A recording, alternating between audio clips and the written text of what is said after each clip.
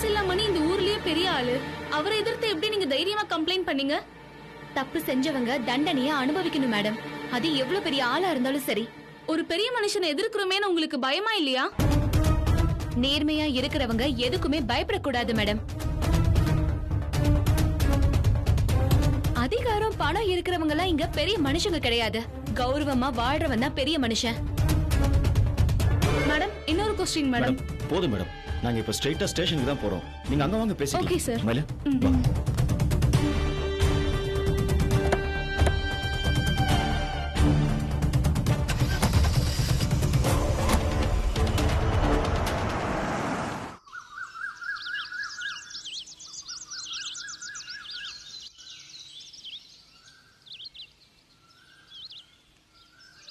லோட முதல்ல கொண்டாந்து இறக்க சொல்றா. வரவு பேமெண்ட் பத்தி பேசிக்கலாம். வழக்கமா வர்றது தானே, என்ன புது பேச்சா இருக்குது? சரி இந்தாங்க.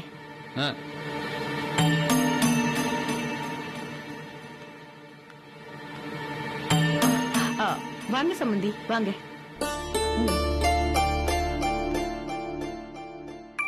எப்படி நல்லா இருக்கீங்களா? எப்படி இருக்கீங்க முதலாளி? வாங்க. நல்லா இருக்கீங்களா மாப்ள? இருங்க, சேர் எடுத்து வரேன். பரவாயில்ல, வேண்டாம், இருக்கட்டும். ஏன் தயங்குறீங்க? முன்னதான் இது முதலாளி வீடு, இப்போ இது உங்க சம்பந்தியோட வீடு. சொல்ல போனா உங்க பொண்ணோட வீடு. அந்த உரிமையோட தான் நீங்க இங்க இருக்கணும். டேய், போய் சேர் எடுத்துட்டு வாடா. நான் போய் சேர் எடுத்துட்டு வரேன். வேண்டாம், பரவாயில்லப்பா.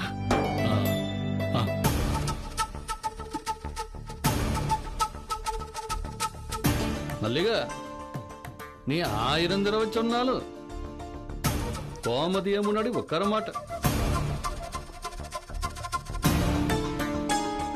ஏன்னு பாக்குறியா? அது மரியாதைங்கிறது மனசுல இருந்தா போதும்னு சொல்லுவாங்க. ஆனா நானு கோமதி எல்லாம் அத செயல்லையும் காட்டணும்னு நினைக்கிறவங்க. இப்ப நம்ம முதலாளி முன்னாடி நான் என்னைக்காவது உட்காந்துருக்கானா? என்னதான் உறவு முறைன்னு வந்துட்டால அவர் முதலாளி தானே. என்னைக்குமே அவர் முன்னாடி நிற்கும் போது நான் அவருக்கு வேலைக்காரன் தாங்கிற நினைப்பு தன்னால மனசுல வரும். அதே மாதிரிதான் இது. நம்ம கோமதி இருக்கிறால, நம்ம எஸ்டேட்ல வேலை செஞ்சு கை நீட்டி என்கிட்ட கூலி வாங்கினது. அந்த நினைப்பு இருக்கும்ல, அதையெல்லாம் மறந்துட்டு எனக்கு சரிசமமா உட்கார்றதுன்னா மனசு உறுத்து, உடம்பெல்லாம் கூசும். என்ன கோமதே, நான் சொல்றது சரிதா? ஆமாங்க முதலாளி.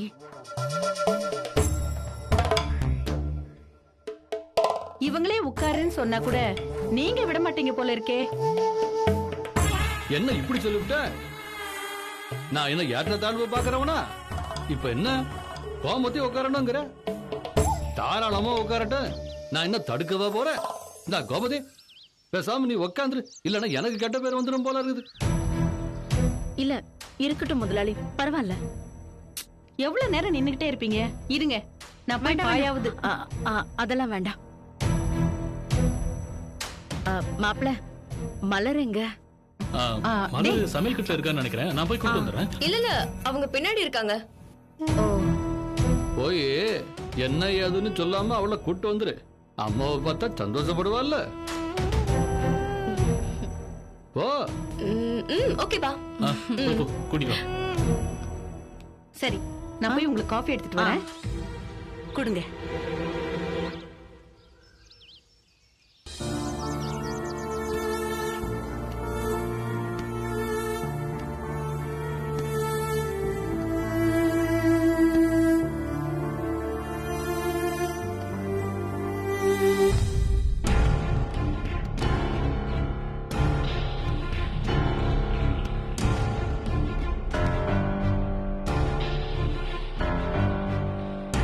உன்னை உள்ள கூப்பிடுறாங்க.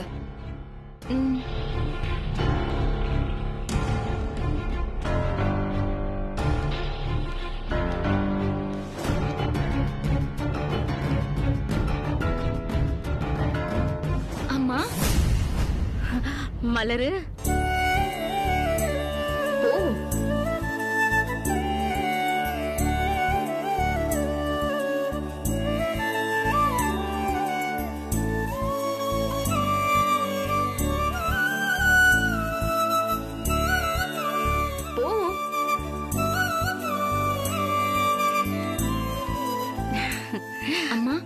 எப்பமா வந்த? இப்பதான்.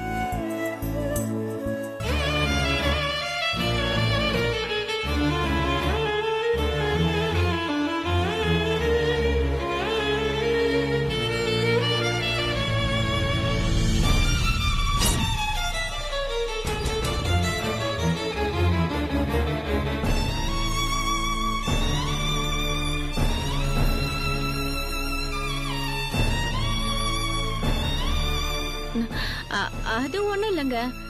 சாணி அள்ளுற வேலைக்கார 2 நாளா வரல. நம்ம வீட்டு லக்ஷ்மியோட சாணி தானே, நானே அள்ளி போடுறேன்னு இவ களத்துல இறங்கிட்டா. நாங்க சொன்னாலும் இவ கேக்கல.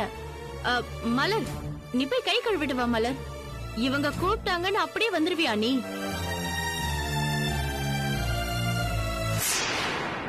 நீ சாணி அள்ளுன கையோட வந்து நின்னா உங்க அம்மா எங்களை பத்தி என்ன நினைப்பாங்க? போ போ மலர், போய் கை கழுவிட்டு வா போ.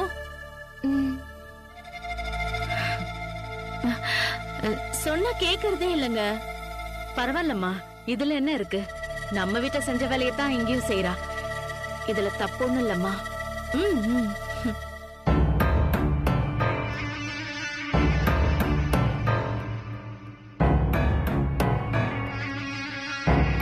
குடும்பம் இந்தாங்க.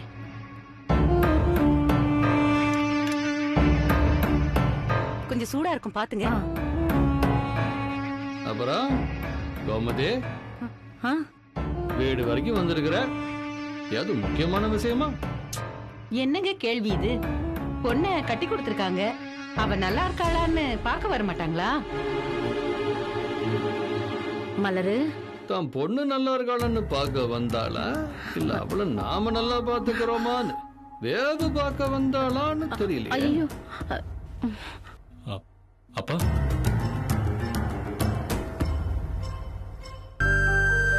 ஐயோ, முதலாளி அப்படிலாம் ஒண்ணும் இல்ல. நீங்க முன்ன மாதிரி இருந்தா கூட ஒரு பயம் இருக்கும். ஆனா நீங்க என் பொண்ண பரிகார பூஜை செய்ய வச்சு தோஷ நிவர்த்தி பண்ணி முழு மனசோட கல்யாணம் பண்ணி வச்சீங்க.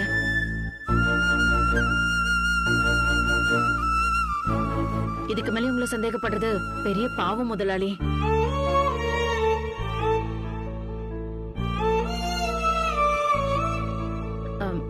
மலருக்கு குழி பணியாரம்னா ரொம்ப பிடிக்கும். அதை குடுக்கலான்னு தான் வந்தேன்.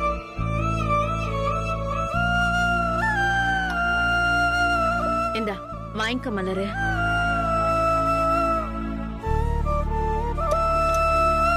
எப்படிமா இருக்க? இருக்கண்டி. என்ன, நீயும் மயிலும் இல்லாததுதான் ஒரு மாதிரியா இருக்கு. நீ நல்லா இருக்கியா? இவளுக்கு என்ன குறைச்சல்? நல்லா உள்ளங்கையில வச்சு தாங்குற மாதிரி ஒரு புருஷன் கிடைச்சிருக்கிறான். அம்மா மாதிரி பார்த்துக்க ஒரு மாமியா கிடைச்சிருக்கிறா. சோத்துக்கு வஞ்சனை இல்லாம சம்பாதிச்சு கொட்ட ஒரு மாமனாரும் கிடைச்சிருக்கிறான்.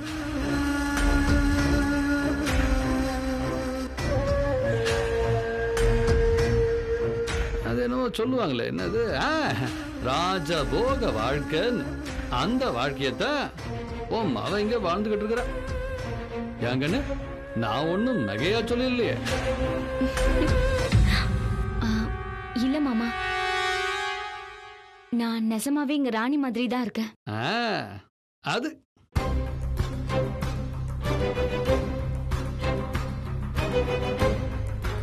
ஆனா இந்த வீட்டு ராணி சாணி அல்றதெல்லாம் நினைச்சாதான் எனக்கு ரொம்ப கஷ்டமா இருக்குப்பா.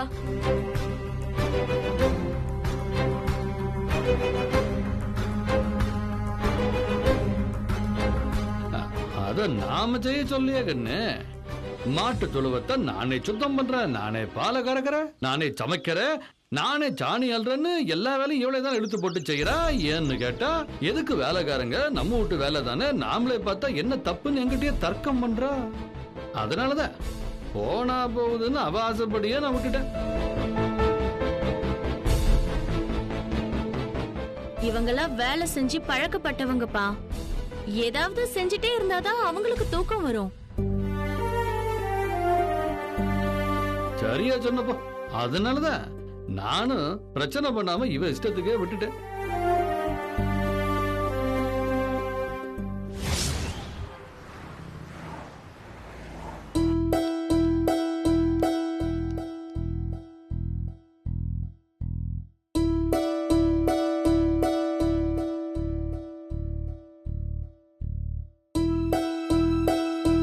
காப்பி எடுத்துக்கமா.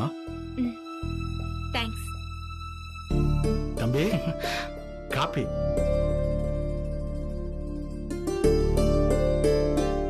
இந்த அப்படி. தேங்க்ஸ்ண்ணா. பரவாயில்ல.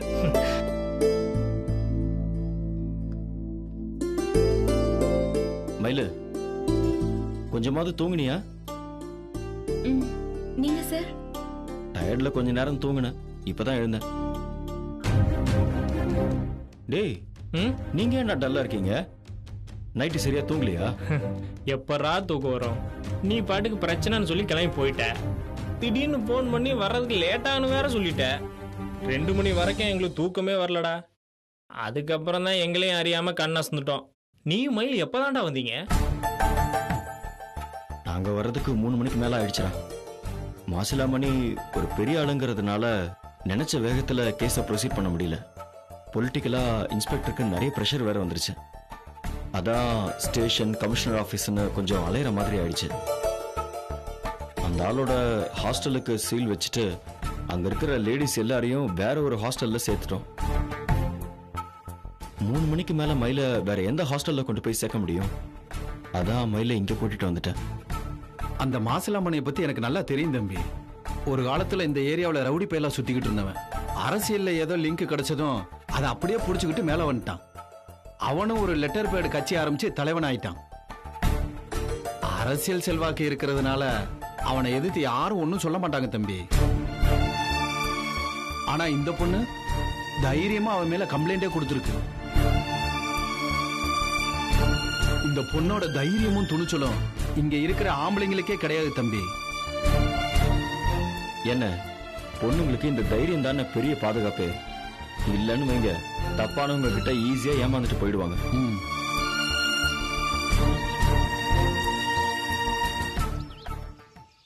என் பொண்ணு உங்க குடும்பத்துக்கு ஏத்த மாதிரி நடந்துப்பாளான்னு எனக்கு கவலையா இருந்துச்சு முதலாளி. ஆனா இப்ப நீங்க எல்லாம் பேசுறத கேட்கும் போது இவன் இந்த வீட்டுல ஒருத்தியாவே மாறிட்டான்னு புரியுது. எனக்கு ரொம்ப சந்தோஷமா இருக்கு முதலாளி. ஒரு முக்கிய செய்தி. சேலத்தில் பிரபல தொழிலதிபரும் அரசியல் பிரமுகருமான மாசிலாமணி கைது. தங்கமயில் என்கிற கல்லூரி மாணவி ஒருவர் கொடுத்த புகாரின் பேரில் அவர் கைது செய்யப்பட்டுள்ளார்.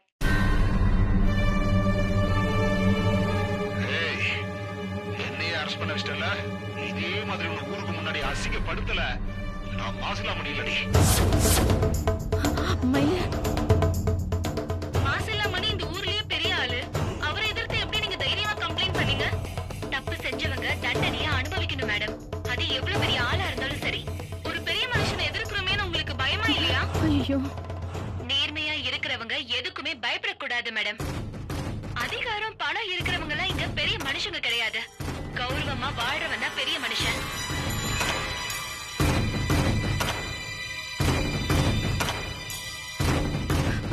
மயில் இன்னொரு கொஸ்டின் மேடம்.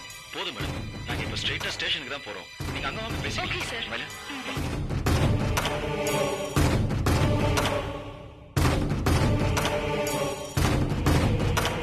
ஐயோ, என்ன மலர் இது?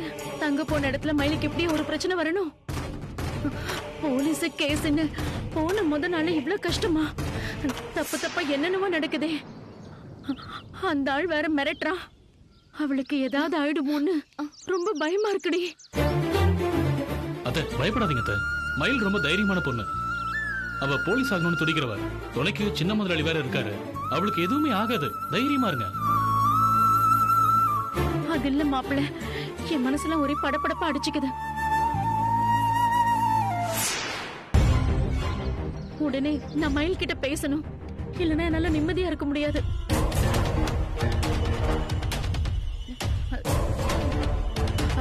அம்மா, போன் மயிலுக்கு போன் போடு. மலர் போன் போடு. கடவுளே, என்னாச்சோ?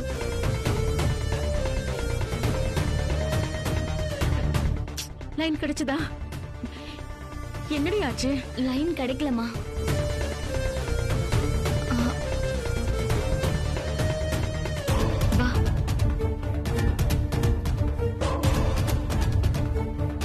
புது ஊருக்கு போயும் அவ அடங்க மாட்ட போல இருக்கே. அவ ஓவரா ஆடுறதும் எனக்கு நல்லதுதான்.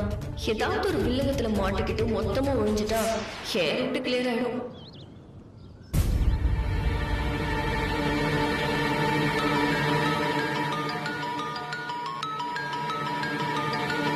யார் மயிலு? அம்மா கால் பண்றாங்க சார். ம். ஹலோ அம்மா. ஹலோ மயிலு ஒரு நிமிஷம் இரு. அம்மா மயிலு போட்டிருக்கேன். மயிலு மயிலு நான் இப்பதான் முதலாளி வீட்ல நியூஸ் பார்த்தேன். அப்படியே பகீர்னு ஆயிடுச்சுடி. நீ எதுக்கும் கொஞ்சம் எச்சரிக்கையா இருந்ததுனால பரவாயில்ல. இல்லனா ஐயோ கடவுளே, நினைச்சு பார்த்தாலே எனக்கு உடம்பெல்லாம் கூசுது.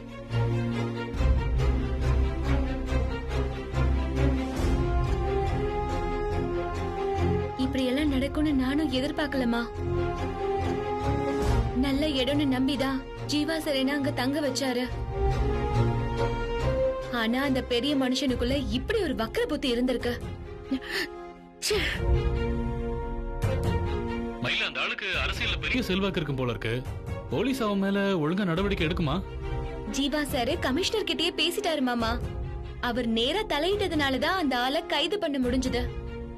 அந்த ஆளுக்கு யாரு சிபாரிசு செஞ்சாலும் சரி, சட்டப்படி அந்த ஆளுக்கு தண்டனை வாங்கி கொடுப்பேன்னு கமிஷனரே உத்தரவாதம் கொடுத்திருக்காரு.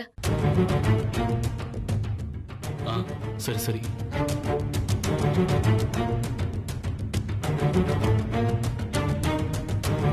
அந்த கட்டையில போறவன் ஆயுசுக்கு வெளியில வர முடியாதபடி பெரிய தண்டனையா கொடுக்கணும்.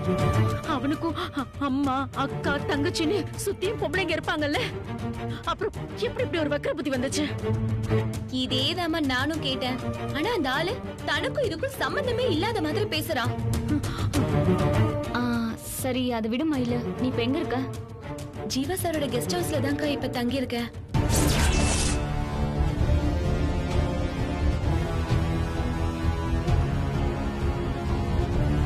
இந்த பிரச்சனைக்காக அங்க இங்கன்னு அலைஞ்சதிலேயே ராத்திரி 3 மணி ஆயிடுச்சுக்கா. அந்த ஹாஸ்டலையும் மூடிட்டாங்க. அந்த நேரத்துல வேற எங்கேயும் போக முடியாதுன்றதுனால சார் இங்க கூட்டிட்டு வந்துட்டாரு. போன முத நாளே இப்படி நடக்கிறது எனக்கு ரொம்ப சரியா படலடி. மனசெல்லாம் படபடன்னு இருக்கு. ஏய், அந்த ஊரு படிப்பெல்லாம் உனக்கு வேணாம். பேசாம நீ இங்கே வந்துரு மயிலு. நீ வீட்ல இருந்தே முடிஞ்ச அளவுக்கு படி, பரீட்சை எழுது. அப்புறம் என்ன நடக்குதோ நடக்கட்டும். என்னம்மா பேசுற நீ? இதுக்காகவே எக்ஸாம் வச்சு செலக்ட் பண்ணி ஸ்காலர்ஷிப்பும் கொடுத்திருக்காங்க. அது உதறி தள்ளிட்டு வருது அவங்கள அசிங்கப்படுத்துற மாதிரி ஆயிடாதா? இத பாரு, அவங்க செஞ்சதெல்லாம் பெரிய விஷயம்தான், நான் இல்லன்னு சொல்லல. ஆனா தங்குற இடத்துல இப்படி ஒரு பிரச்சனை பார்க்க வேண்டியிருக்கே. அந்த ஆளோட பழி வாங்குறேன்லாம் மிரட்டி இருக்கான். டிவில அத பார்த்ததுல இருந்து எனக்கு ஈரக்கொலையே நடுங்குதுடி. அந்த ஆளால உனக்கு ஏதாவது ஆபத்து வந்துருமோன்னு எனக்கு பயமா இருக்குடி. அதனால தாண்டி சொல்றேன், நீ இங்கே வந்துரு மயிலு. நீ இப்படி பேசுறது எனக்கு ஆச்சரியமா இருக்குமா.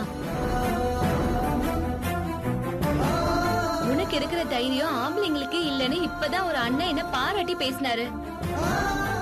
அந்த தைரியம் நீ எனக்கு கொடுத்த சொத்துமா. சொல்ல போனா எனக்கு முன்மாதிரியே நீதாம்மா.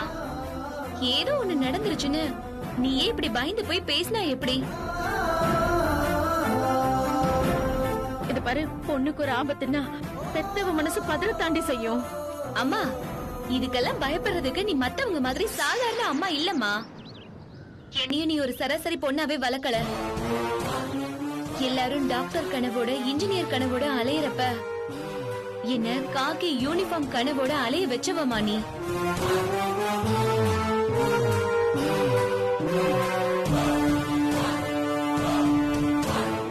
IPS ஆகணுங்கிறது என் மனசுல மட்டும் இல்ல, என் ரத்தத்திலயும் பதிஞ்சு போயிருக்குமா.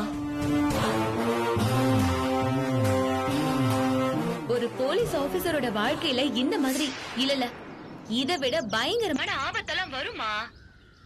அப்பவும் இதே மாதிரிதான் நீ பயந்துகிட்டே இருப்பியா? ஒரு வகையில இப்படி ஒரு விஷயம் நடந்தது கூட நல்லதுக்குன்னு தான் நான் நினைக்கிறேன். சர்வீஸ் எக்ஸாம் எப்படி எழுதணும்னு அகாடமில சொல்லி கொடுப்பாங்க. ஆனா வாழ்க்கை எனக்கு பிராக்டிகல் கிளாஸ் எடுக்குதுமா. இப்பவே நான் இந்த மாதிரி பிரச்சனை எல்லாம் பார்த்துட்டா என் தைரியமும் நம்பிக்கையும் இன்னும் அதிகமாயிடும். கமிஷனர் மாதிரியான நல்லவங்க இருக்கிறதுனாலதான் மாசிலாமணி மாதிரி அயோக்கியங்களை அரெஸ்ட் பண்ண முடிஞ்சது. இந்த கமிஷனர் மாதிரியே நானும் ஒரு IPS ஆகி இந்த மாதிரி அயோக்கிய பசங்களை அடக்கி வைக்கணுமா? அத நினைச்சு நீ சந்தோஷப்படுமா?